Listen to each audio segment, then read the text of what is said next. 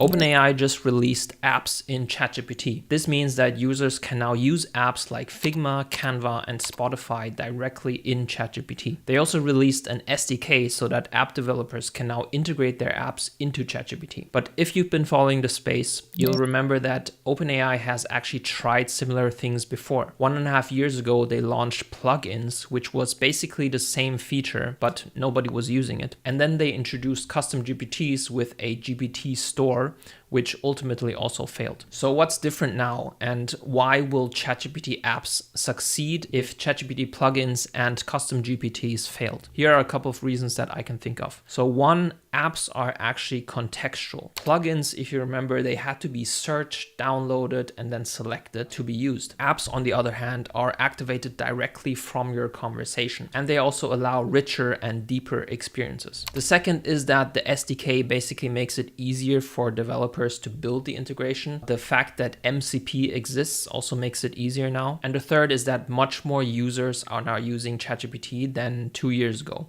So there's a much higher incentive for developers now to build and get distribution for their apps.